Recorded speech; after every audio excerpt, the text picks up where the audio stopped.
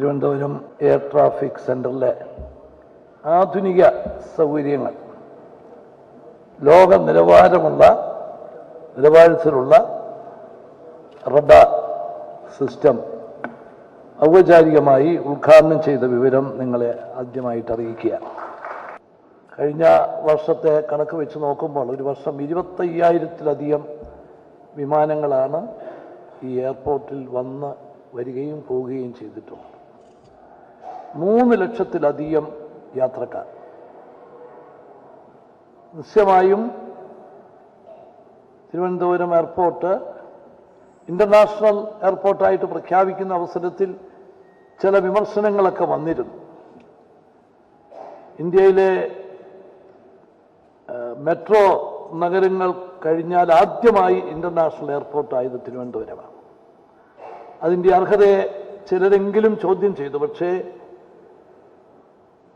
തിരുവനന്തപുരത്ത് കിട്ടിയ നൽകിയ അംഗീകാരം തികച്ചും ശരിയാണ് എന്ന് ഈ എയർപോർട്ടിൻ്റെ വികസനത്തിലൂടെ നമുക്ക് അതിന് മറുപടി പറയാൻ സാധിച്ചിട്ടുണ്ട്.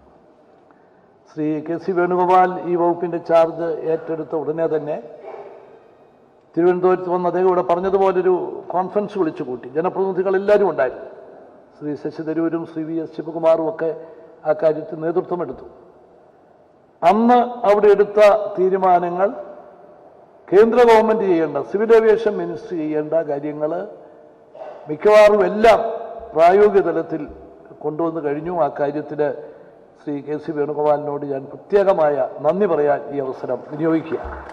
ഇനി സംസ്ഥാന ഗവൺമെൻറ് ചെയ്യേണ്ട കാര്യങ്ങളാണ്.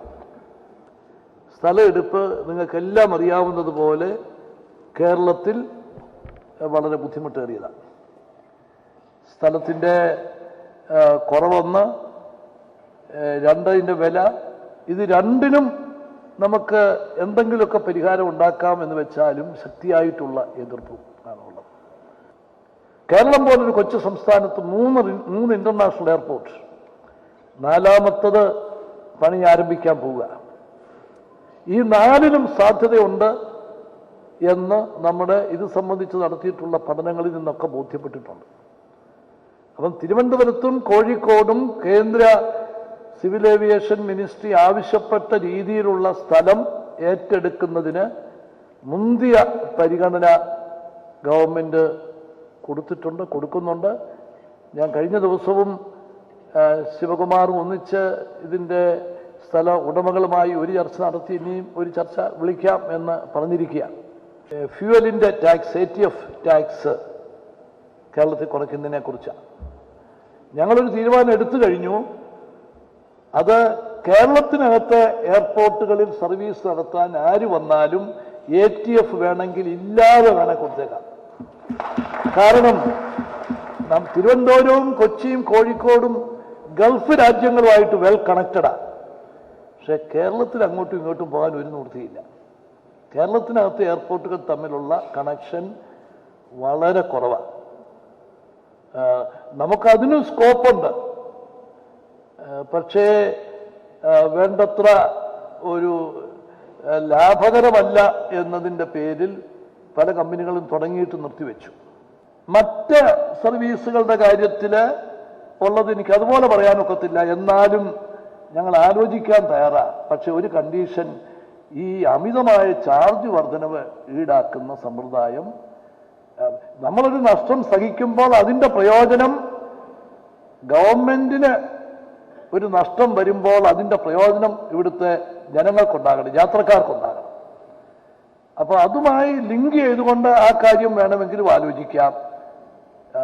പക്ഷേ ഇന്നത്തെ ഈ സിസ്റ്റം, ഈ സീസണിൽ ഉള്ള വർധനവ്, അതും വളരെ അമിതമായ വർധനവ് ശക്തിയായ പ്രതിഷേധം ഉളവാക്കുന്നുണ്ട്.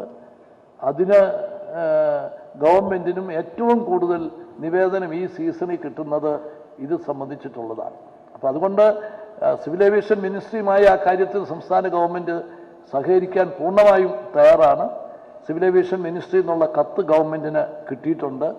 ഇത് കുറയ്ക്കുന്ന കാര്യം പരിഗണിക്കണമെന്ന് പറഞ്ഞ് അത് പരിഗണിക്കാം. പക്ഷേ ഈ കാര്യത്തിലൂടെ സിവിൽ ഏവിയേഷൻ മിനിസ്ട്രിക്കൊരു സേ ഉണ്ടായിരിക്കണം, ഒരു വോയിസ് ഉണ്ടായിരിക്കണം. ഏതായിരുന്നാലും നമ്മുടെ എയർപോർട്ടിൻ്റെ വികസനത്തിന് വേണ്ടി കേന്ദ്ര ഗവൺമെൻറ് ചെയ്യുന്ന എല്ലാവിധ പ്രവർത്തനങ്ങൾക്കും ഒരിക്കൽ കൂടി നന്ദി പറഞ്ഞുകൊണ്ട് അതിനോട് പൂർണ്ണമായും സംസ്ഥാന ഗവൺമെൻറ് സഹകരിക്കും എന്നുകൂടി അറിയിച്ചുകൊണ്ട് എൻ്റെ വാക്കുകൾ അവസാനിപ്പിക്കുന്നു. നമസ്കാരം.